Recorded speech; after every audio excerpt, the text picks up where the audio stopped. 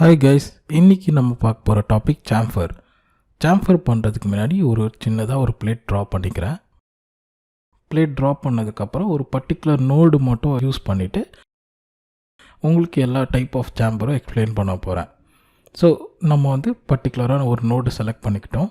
Select பண்ணும்போது right சைடில் உங்களுக்கு சாம்ஃபரோட ப்ராப்பர்ட்டிஸ் எல்லாமே வரும். இதில் நீங்கள் ட்ராப் டவுன் கொடுத்தீங்கன்னா உங்களுக்கு என்ன டைப் ஆஃப் சாம்ஃபர் அவைலபிளாக இருக்குதோ அது எல்லா லிஸ்ட்டுமே வந்துடும். நான் இப்போ ஒரு லைன் சாம்ஃபர் எடுத்துக்கிறேன். இதில் ஒரு டிஸ்டன்ஸ் கொடுக்குறேன், பர்டிகுலராக ஒரு 50 டிஸ்டன்ஸ் கொடுக்குறேன். X direction and Y direction கொடுக்குறேன். கீழே மாடிஃபை இருக்கும். மாடிஃபை கொடுத்திங்கன்னா என்ன ஆகும்னா எக்ஸ் அண்ட் ஒயில் உங்களுக்கு 50-50 மூவ் ஆகிடும். ஏதோ ஒரு வேல்யூ கொடுத்தனா இது அப்ளிகபிள் ஆகாது.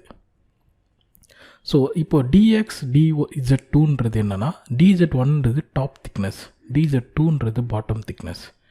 ஸோ நான் ஒரு வேல்யூ கொடுக்கும்போது என்ன ஆகுனா டாப்லேருந்து ஒரு சர்டன் திக்னஸ் இன்க்ரீஸ் ஆகிடுச்சு.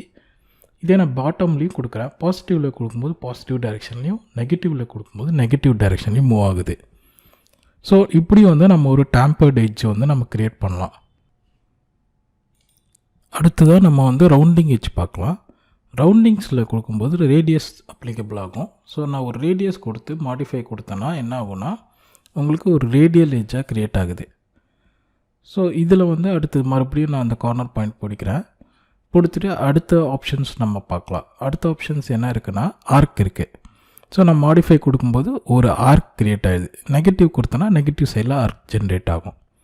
ஆர்க் பாயிண்ட் கொடுக்கும்போது என்ன ஆகும்னா 2 நோட் பாயிண்ட்டுக்கும் 3வது பாயிண்ட்டுக்கும் ஒரு ஆர்க் ட்ரா ஆகும். ஸோ நம்மளுக்கு இந்த மாதிரி ஒரு பெரிய ஒரு ஆர்க் க்ரியேட் ஆகிடுச்சு. அடுத்தது ஸ்கொயர் ஆப்ஷன். ஸ்கொயர் ஆப்ஷன் கொடுக்கும்போது நான் ஸ்கொயரில் ஒரு கட் விழும். இதே நான் நெகட்டிவ் கொடுத்தேன்னா நெகட்டிவ் சைடில் வரும். ஸ்கொயர் பேரலில் நான் இப்போது டிஃப்ரெண்ட் ஆப்ஷன்ஸ் உங்களுக்கு ட்ரை பண்ணி காட்டுறேன். ஸோ நான் வேல்யூஸ் எல்லாமே நெகட்டிவில் பாசிட்டிவ்ஸில் என்னென்ன வேல்யூஸ் கொடுத்தனோ அதுக்கேற்ற மாதிரி அப்ளிகபிள் சேஞ்சஸ் நடக்கும். சரி, நாம் இப்போது டிஃப்ரெண்ட்டாக நெகட்டிவ் வேல்யூஸ் கொடுத்தோன்னா நெகட்டிவ் சைடில் உங்களுக்கு ஸ்கொயர் ஜென்ரேட் ஆகுது. சரி, இப்போ நான் எல்லாமே நார்மல் ஆக்கிடுறேன்.